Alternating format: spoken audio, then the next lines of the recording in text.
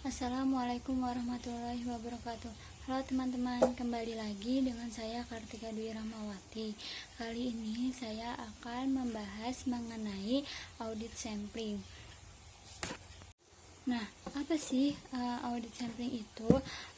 Audit sampling menurut PSA nomor 26 adalah penerapan prosedur audit atas suatu saldo atau akun atau kelompok transaksi yang bertujuan untuk menilai dari akun atau saldo tersebut terkait dengan karakteristiknya. Apa saja sih keuntungan yang didapat oleh auditor ketika menggunakan sampling dibandingkan menggunakan sensus? Yang pertama adalah dari segi kehematan sumber daya. Di antaranya adalah hemat dalam biaya, hemat dalam waktu, hemat dalam tenaga. Nah, yang kedua ini adalah kecepatan dalam memperoleh informasi atau lebih dikenalnya dengan nama update gitu. Nah, yang ketiga itu adalah ruang lingkup atau cangkupan yang didapat dari penggunaan sampling ini lebih luas. Nah, yang keempat yaitu data atau informasi yang diperoleh dari sampling itu lebih mendalam. Dan yang terakhir atau yang kelima adalah pekerjaannya lebih mudah dibandingkan ketika auditor menggunakan sensus gitu. Terus ada dua nih pendekatan sampling audit yang dilakukan atau yang dapat dipilih oleh auditor. Yang pertama adalah sampling statistik dan yang kedua adalah sampling non statistik. Yang pertama itu ada yang namanya sampling statistik. Apa sih itu yang namanya sampling statistik? Sampling statistik adalah penggunaan rencana sampling atau sampling plan dengan cara tertentu untuk membuat statement dari suatu populasi. Nah, apa saja sih syarat yang harus dipenuhi agar suatu prosedur audit dapat dikategorikan sebagai sampling statistik? Nah, yang pertama ini adalah sampel harus dipilih secara random atau acak. Nah, yang kedua ini adalah hasil sampel harus dievaluasi secara sistematis. Dalam memilih sampel statistik ada beberapa metode yang digunakan. Nah, yang pertama ini ada namanya simple random statistik. Apa sih itu simple random statistik? Yaitu jadi di metode ini tiap elemen populasi memiliki peluang yang sama dalam pemilihan. Misalnya, auditor memilih 10 populasi dari 1000 faktor yang dimiliki oleh perusahaan yang diauditnya. Nah, misalnya fakturnya ada 1 sampai 1000 nih. Nah, auditor tersebut hanya memilih 10. Nah, dalam pemilihan tersebut seluruh faktur dipilih secara random. Jadi kan memiliki kesempatan yang sama. Nah, yang kedua ini ada yang namanya stratified random sampling atau sampling bertingkat. Nah, apa sih sampling bertingkat itu? Nah, jadi auditor membagi populasi ke dalam kelompok-kelompok atau stratifikasi atau grup. Jadi misalnya kayak gini, auditor memisahkan unit-unit ke dalam populasi dari yang paling besar atau yang paling mahal atau yang paling signifikan. Nah, kemudian memilih sampel dari sisa yang telah dikelompokkan tersebut. Nah, yang ketiga ada nih yang namanya systematic sampling. Nah, apa sih itu systematic sampling? Jadi, systematic sampling ini adalah pengambilan sampel secara sistematis dengan kelipatan atau interval angka tertentu, misalnya 10, 20, 30, dan lain sebagainya. Jadi kan itu kelipatan 10 kan. Nah, misalnya dalam contoh prakteknya kayak gini. pengambilan sampel uji ketebalan aspal pada proyek tiap 10 km. Jadi, auditor itu mengambil sampel ketebalan aspalnya itu dari proyek tersebut setiap 10 km. Nah, metode yang terakhir dalam sampling statistik adalah sampling probability proportional to size. Apa sih PPS ini? Bisa disingkat jadi PPS. Apa sih PPS ini? PPS ini adalah memilih sampel secara random terkait dengan nilai atau size-nya. Nah, jadi dengan metode PPS ini, unit dari nilai yang tercatatnya besar secara proporsional akan memiliki kesempatan untuk dipilih oleh auditor daripada unit yang memiliki angka yang lebih kecil. Terus apa saja sih kelebihan dari sampling statistik ini? Nah, yang pertama itu adalah memungkinkan seorang auditor untuk menghitung reliabelnya dari sampel dan resiko dari sampel tersebut berdasarkan sampel tersebut. Nah, yang kedua itu adalah mengharuskan seorang auditor dalam merencanakan sampling dengan baik. Nah, dibandingkan dengan sampling non-statistik.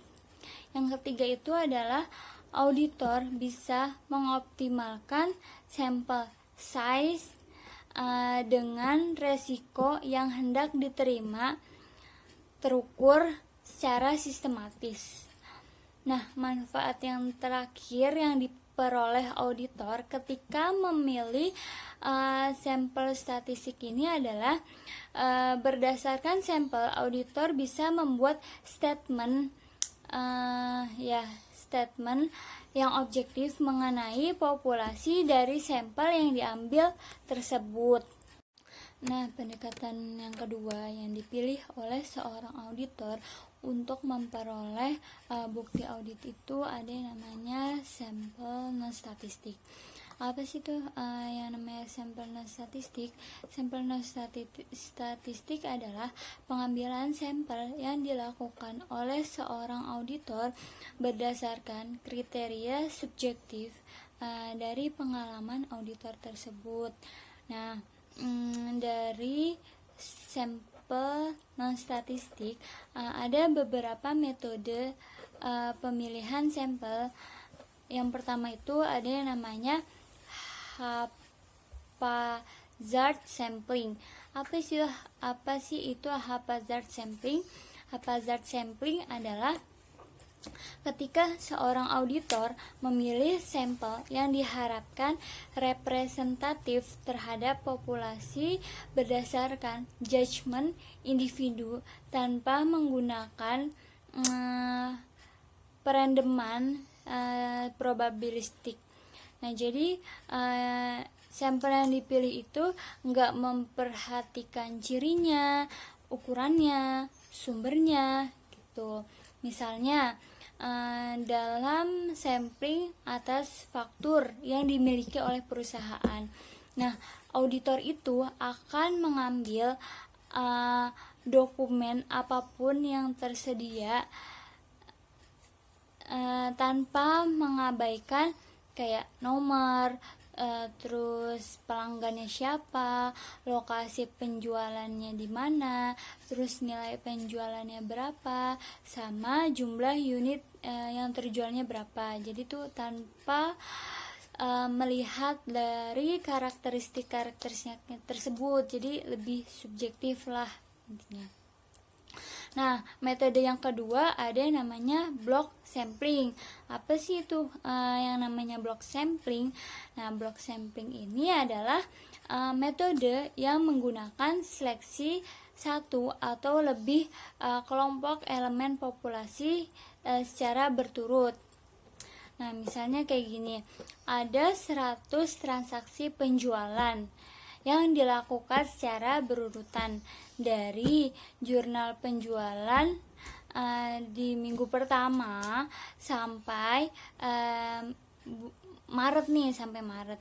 Nah, auditor memilih total samplingnya itu sebesar 100-nya itu, tapi dengan mengambil 5 blok. Pertama 20 pos, terus 10 blok yang berisi 10 pos, terus 50 blok yang berisi 2 pos gitu loh. Jadi diambil aja gitu, kayak berurutan tapi acak juga. Jadi misalnya 5 blok yang pertama isinya 20 pos gitu, terus 10 blok yang kedua isinya 10 pos gitu. Nah, metode yang ketiga ada yang namanya systematic sampling. Apa sih itu yang namanya systematic sampling? Nah, systematic sampling ini adalah sampel yang dipilih oleh auditor berdasarkan interval yang ditentukan dari pembagian jumlah unit dalam populasi dengan jumlah sampel. Maksudnya kayak gini.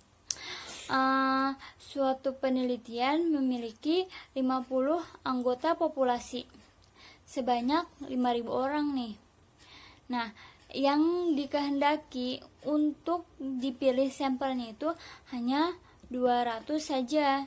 Jadi setiap elemen akan ditandai nih, mulai dari jadi kan populasinya 1 sampai 5.000. Ya pokoknya di antara 1 sampai 5.000 tersebut.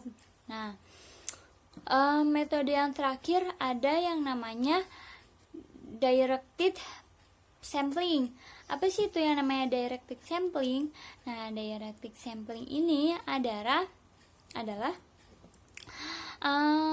metode yang digunakan dengan menggunakan seleksi berdasarkan judgment atau judgment elemen yang bernilai atau elemen yang diyakini mengandung nilai error gitu. Misalnya, seorang auditor memeriksa faktur-faktur yang telah diperiksa oleh staf bagian utang atau yang baru bekerja. Nah, contoh yang lainnya adalah seorang auditor mungkin berkonsentrasi pada faktur-faktur dari barang atau jasa yang dikirim langsung ke departemen penggunanya tanpa melalui pemeriksaan yang normal sebelumnya. Nah, jadi gitu directed sampling. Nah, faktor-faktor apa aja sih yang harus dipertimbangkan dalam penarikan sampel non-statistik ini? Nah, yang pertama itu adalah jumlah populasi atau karakteristiknya sesuai dengan variabel yang diteliti. Yang kedua adalah tingkat keberanian dalam membuat estimasi. Yang ketiga adalah batas maksimum kekeliruan penarikan sampel. Nah, selanjutnya adalah sumber yang tersedia. Kayak yang tadi saya bilang, sumbernya itu bisa dari biaya, tenaga, terus waktunya. Selain itu, dari segi tujuan penelitian, instrumen, sama analisis data yang akan digunakan. Nah, sekian presentasi dari saya. Mohon maaf bila banyak kekurangan. Billahi taufiq wal hidayah. Wassalamualaikum warahmatullahi wabarakatuh.